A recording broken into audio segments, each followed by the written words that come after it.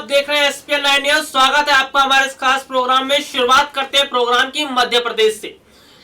मध्य प्रदेश से इसलिए शुरुआत कर रहे हैं क्योंकि जिस तरीके से मध्य प्रदेश में राजनीति हो रही है, ये राजनीति ज्योतिरादित्य सिंधिया पर भारी पड़ती हुई नजर आ रही है। और सबसे बड़ी बात तो यह है, मैं ज्योतिरादित्य सिंधिया का जिक्र यहां पर इसलिए कर रहा हूं क्योंकि एक बड़ा दांव खेला है दिग्विजय सिंह ने, यानी कि कांग्रेस के नेता दिग्विजय सिंह ने अपने बेटे जयवर्धन सिंह पर बड़ा दांव खेला। और सबसे बड़ी बात है, टीम कमलनाथ का हिस्सा बने हैं जयवर्धन सिंह। टीम कमलनाथ का हिस्सा बनना और कहीं ना कहीं ज्योतिरादित्य सिंधिया का पीछे पिछड़ना, ये चीजें नजर आती हैं कि दिग्विजय सिंह ज्योतिरादित्य सिंधिया की राजनीति प्रदेश से खत्म करना चाहते हैं।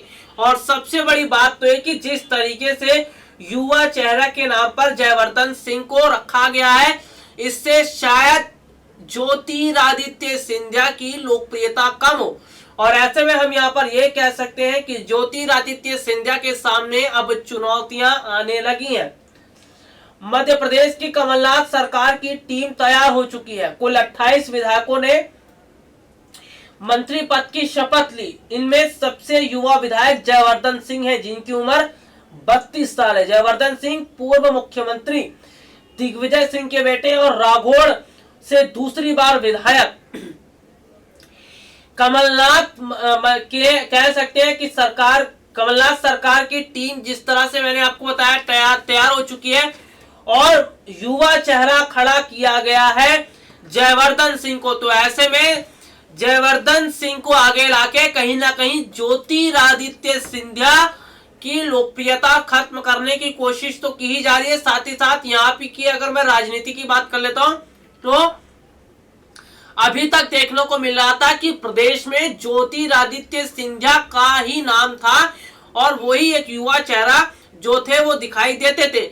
लेकिन अब कमलनाथ की टीम में जयवर्धन को शामिल किया गया। इससे कहीं ना कहीं ज्योतिरादित्य सिंधिया की राजनीति को जो है कहीं ना कहीं रोकने का काम किया जा रहा है। और सबसे बड़ी बात तो यह है कि दिग्विजय सिंह की मैं बात कर लेता हूं तो दिग्विजय सिंह और ज्योतिरादित्य सिंधिया की पहले से नहीं बन रही थी, पहले भी नहीं बन रही थी।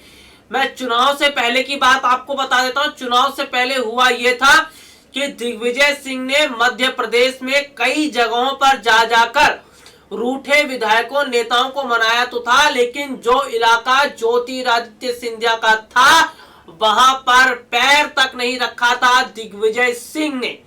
और गौर करने वाली बात तो यह है कि जब प्रदेश के मुख्यमंत्री को बनाने की बात चल रही थी तो ऐसे में दिग्विजय सिंह जो है वो ज्योतिरादित्य सिंधिया को सीएम बनते हुए नहीं पसंद कर रहे थे।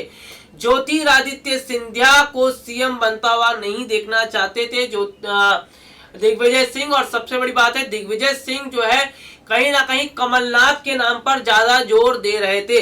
और ऐसे में देखने को भी मिला कि किस कदर दूरियां ज्योतिरादित्य सिंधिया और दिग्विजय के बीच में देखने को मिली। और अपने बेटे को राजनीति में इस तरीके से एकदम से खड़ा कर देना, और सबसे बड़ी बात तो है कि अपने पिता के नक्शे कदम पर चल रहे हैं जयवर्धन। तो ये चीजें नजर आती हैं कि जयवर्धन एक तो युवा चेहरा है और सबसे बड़ी बात है युवा चेहरा होने की वजह से ज्योतिरादित्य सिंधिया की राजनीति पर यहां पर फर्क पड़ सकता है। देखिए, विधानसभा चुनाव 2018 में कांग्रेस सरकार बनते ही यह तय हो गया था कि जयवर्धन सिंह विधायक बन सकते हैं, क्योंकि वह उन मापदंडों पर फिट बैठते दिखाई भी दे रहे थे जिन पर टीम कमलनाथ मंत्रिमंडल का गठन का चयन कर रही थी। जयवर्धन सिंह के पिता दिग्विजय सिंह पूर्व मुख्यमंत्री रहे हैं। उनकी तरह वह भी राघोड़ राजघराने की परंपरा को आगे बढ़ा रहे। मध्य प्रदेश की राजनीति में राघोड़ राजघराने का प्रभाव शुरू हो रहा है। पूर्व मुख्यमंत्री दिग्विजय सिंह के गृह नगर राघोड़ में उनका ऐतिहासिक किला भी है, जहां उनका परिवार निवास करता है। किले के रखरखाव से लेकर दिग्विजय सिंह की राजनीतिक एवं धार्मिक विरासत को अब उनके बेटे जयवर्धन सिंह ही संभालते हैं। राघोड़ दिग्विजय सिंह की पुरखों की जमीन रही है। दिग्विजय सिंह के पिताजी बलभद्र सिंह मध्य प्रदेश की पहली विधानसभा में विधायक थे। उसके बाद 1977 में दिग्विजय सिंह भी पहली बार वहीं से विधायक बने। उसके बाद 2013 में जयवर्धन सिंह भी वहीं से पहली बार विधायक बने। यानी दिग्विजय सिंह के पिताजी पहली बार जो है वो कह सकते हैं कि राघोड़ से विधायक रहे, उसके बाद दिग्विजय सिंह रहे, उसके बाद उनके बेटे जयवर्धन सिंह रहे। और देखिए वही अगर हम बात करते हैं कि अपने विजन के बारे में जयवर्धन सिंह ने कहा था कि विकास की कोई सीमा नहीं होती। जयवर्धन यूरोपीय देशों का उदाहरण देते हुए कहते हैं कि समय और पीढ़ी के अनुसार विकास की परिभाषा बदलती रहती है। इस बात पर जयवर्धन सिंह का कहना है कि दिग्विजय सिंह के बयानों को हमेशा तोड़ मरोड़ कर पेश किया जाता है। उनके बयान से किसी को कोई दिक्कत नहीं होनी चाहिए। वह हमेशा देश हित और कांग्रेस पार्टी के हित की बात करते हैं। जयवर्धन सिंह कहते हैं बीते 15 सालों में प्रदेश में बेरोजगारी खूब बढ़ी है। शिवराज सिंह चौहान जब से मुख्यमंत्री बने हैं वह सिर्फ घोषणाएं कर रहे हैं। पढ़े लिखे युवा बेरोजगार घूम रहे हैं। दिग्विजय सिंह के मुख्यमंत्री काल में जितनी योजनाएं लागू की गई उनका श्रेय लिया जा रहा है। जितने प्रोडक्शन शुरू किए गए उन सबको जब दिखाया जा रहा है। तो ये चीजें उन्होंने बोली। इस विधानसभा चुनाव के जीत पर उन्होंने विशेष कार्यक्रम में दिग्विजय सिंह जयवर्धन सिंह के साथ गए थे। उस दौरान दिग्विजय सिंह ने कहा जयवर्धन खुद की इच्छा से राजनीति में आए हैं, मैं उन्हें बताने वाला कौन होता हूं कि राजनीति कैसे करते हैं। हालांकि जयवर्धन सिंह ने यह जरूर कहा कि मैं अपने पिता से ही राजनीति सीखता हूं, यानी अपने पिता से राजनीति सीखते हैं। और देखिए सबसे बड़ी बात तो यह है कि जिस तरीके से मैंने थोड़ी देर पहले यहाँ पर मैंने आपको बताया था, इस बात का जिक्र भी किया था कि जयवर्धन सिंह को सामने लाना, कमलनाथ की टीम में रखना, ये चीजें कहीं ना कहीं ज्योतिरादित्य सिंधिया के लिए परेशानी का सबक खड़ा कर सकती है। और जिस तरीके से मैंने आपको बताया भी था कि कहीं ना कहीं जो है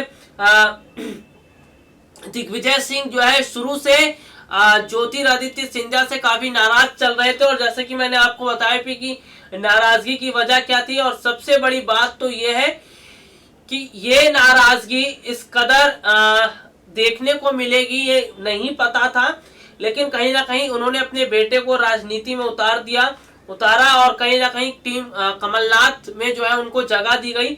अब ऐसे में देखिए ये चीजें यहाँ पर दिखाई देती हैं, चीजें यहाँ पर इनसे साफ पता चल रहा है कि किस तरीके से जो है कहीं ना कहीं एक अलग तरीके की राजनीति मध्य प्रदेश में चल रही है। और सबसे बड़ी बात तो यह है कि इस राजनीति से एक तरफ जहां कमलनाथ और दिग्विजय सिंह को फायदा मिलता हुआ नजर आ रहा है, तो वहीं दूसरी तरफ इस राजनीति से किसी को नुकसान हो रहा है, तो वो है ज्योतिरादित्य सिंधिया। जी हाँ, ज्योतिरादित्य सिंधिया को नुकसान होता हुआ नजर आ रहा है। यहाँ पर देखते हैं कि आखिरकार ज्योतिरादित्य सिंधिया क्या इस मुसीबत से, क्या इस चुनौती से पार लगा पाएंगे, ये तो वक्त बताएगा। लेकिन जो स्थितियां बनी हुई हैं, राजनीति में जो माहौल चल रहा है, उसे देखकर तो यही लग रहा है कि वाकई में बहुत कह सकते हैं कि अलग बात है। और कहीं ना कहीं एक अलग जो है स्थितियां यहाँ पर बनी हुई हैं। और अगर मैं ज्योतिरादित्य सिंधिया की यहाँ पर बात कर लेता हूं, तो ज्योतिरादित्य सिंधिया ने जमकर जो है पार्टी प्रचार प्रसार के लिए काम किया था। ज्योतिरादित्य सिंधिया ने एक वक्त में कहा भी था कि उन्हें सत्ता का लालच नहीं है, वो अपने पिता की तरह ही कांग्रेस के साथ जुड़े रहेंगे। जैसे उनके पिता पूरी लगन के साथ काम करते थे, उसी तरह से वो भी काम करते रहेंगे। उन्हें सत्ता का लालच नहीं है। पार्टी आला कमान जो भी फैसला करती रहेगी, जो भी करेगी, वो फैसला वो मानते रहेंगे। तो ऐसे में ज्योतिरादित्य सिंधिया का ये बयान देना, आप यहाँ पर इसे ये समझिए कि कहीं ना कहीं ज्योतिरादित्य सिंधिया जो है किस तरह से वो जो है कांग्रेस के साथ अपने होने की बात को वो बता भी रहे हैं।